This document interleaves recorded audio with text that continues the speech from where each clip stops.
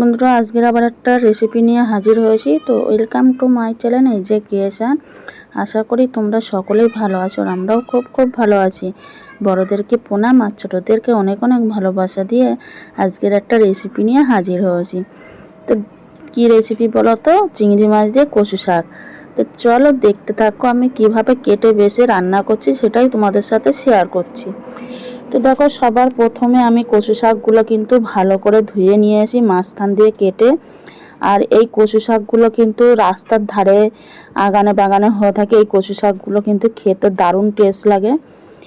আর যেগুলো তো চাষের হয় এখন, সেগুলো তো সার দিয়ে জলের মধ্যে, আর এইগুলো কিন্তু জল ছাড়া পুরো শুকনো জায়গায় হয় এগুলো।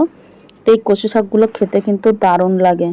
তো দেখো, আমি কচু শাকগুলো ভালো করে কেটে নিয়ে আসি, নিয়ে এখন আমি ধুয়ে নিয়ে আসবো। আবার ধুয়ে নিয়ে এসে তারপর সিদ্ধ বসাবো। তো দেখো বন্ধুরা, আমি কিন্তু এক ফোঁটাও জল ব্যবহার করিনি। ধোয়ার সময় যতটুকু ওই ধুয়ে তুলেছি ওইটুকুই, আর কোনো জল ব্যবহার করিনি। এবার আমি এর উপর দিয়ে লবণ দিয়ে দিচ্ছি সিদ্ধ করার জন্য। তো যেহেতু কোন একটা কচু শাক, ওর জন্য কিন্তু আমি সিদ্ধ করে নিচ্ছি। তোমরা চাইলে একেবারেও বসাতে পারো, এই কচু শাকগুলো কিন্তু গলা চুলকায় না। তো দেখো, আমি সিদ্ধ করে জলটা এইটুকুই বেরালো, সিদ্ধ হয়ে গেছে। আর এখানে নিয়েছি দুটো শুকনো লঙ্কা, রসুন কুচিয়ে নিয়েছি, কাঁচা লঙ্কা চিড়ে নিয়েছি, আর পেঁয়াজ কুচিয়ে নিয়েছি, আর চিংড়ি মাছগুলো নুন হলুদ মাখিয়ে রেখেছি। তো দেখো, এখানে কড়াই বসিয়ে দিয়েছি, কড়াটা গরম হয়ে গেছে। এবার এর মধ্যে দুটো শুকনো লঙ্কা দিয়ে দিলাম, একটা হচ্ছে গোটা আছে আর একটা মাঝখান দিয়ে ফাটিয়ে নিয়েছি। তো ভালো করে শুকনো লঙ্কা দুটো একটু লালচে কালার চেঞ্জ হয়ে যাবে, মানে একটু কালো কালো ভাব চলে আসবে। তারপরে এখানে আমি দিয়ে দিচ্ছি পেঁয়াজ কুচানো আছে, সেই পেঁয়াজ কুচানোগুলো। আমি কিন্তু আর এখানে কিছুই ব্যবহার করব না, শুধু নুন হলুদ পরিমাণ মতন আর চিনি ব্যবহার করব। এই একদম সামান্য উপকরণ দিয়েই কিন্তু দারুণ একটা রেসিপি। মানে এই দিয়েই কিন্তু গরম ভাত হলে এক থালা ভাত নিমেষে উঠে যাবে। মানে বুঝতেই পারবে না যে কি দিয়ে তুমি খাচ্ছ। মানে এক থালা ভাত সত্যি যদি না ওঠে কি বলবো। তোমরা একবার এইভাবে বানিয়ে দেখবে।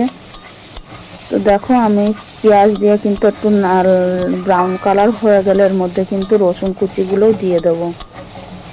রসুনটাও একটু ব্রাউন কালার হবে, কেননা রসুনটা, আর এতে তোমরা আরও বেশি রসুন দিতে পারো জানো তো। আমি কিন্তু কম রসুন দিয়েছি, যেরকম রসুন খাই আমরা, যেহেতু রসুনটা একটু কম খাই, বারবার বলছি, আগেও ভিডিওতেও বলেছি।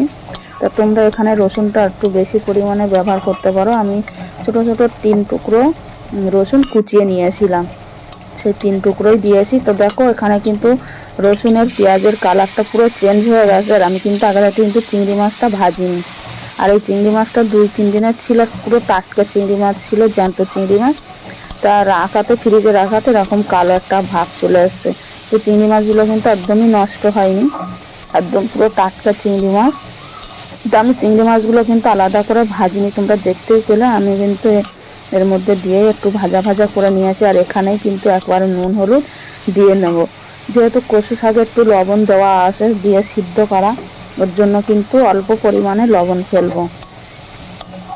তো তোমরা মাঝখানে একটু টেস্ট করে নিতে পারো লবণটা কেমন হয়েছে, নুন কেমন কম বেশি, সেই অনুযায়ী তোমরা লবণ দেবে। আমার একটা আইডিয়া হয়ে গেছে রান্না করতে হতে, ওর জন্য কিন্তু আমি লবণটা একেবারেই দিই, কোনো টেস্ট করার আগে না। তো দেখো, আমার মশলাগুলো কিন্তু বেশ ভালোই ব্রাউন কালার হয়ে গেছে। চিংড়ি মাছের কালারটাও পুরো কিন্তু চেঞ্জ হয়ে গেছে, দেখতেই পাচ্ছ। এবার আমি কিন্তু সিদ্ধ করা কচু শাকগুলো দিয়ে দেবো। আর একদম পুরো অল্প সময়, মানে কি বলবো, বেশি সময়ও লাগে না, যেহেতু কচু শাক আমি জল ব্যবহার করিনি। যেহেতু জল বেরিয়েছে কচু শাক সিদ্ধ করতে ওইটু। তা আমি তো ভাবছিলাম মনে হয় এর মধ্যে জল দেওয়া লাগবে, তো ভেবেছিলাম যে ওই জলটাই দেবো।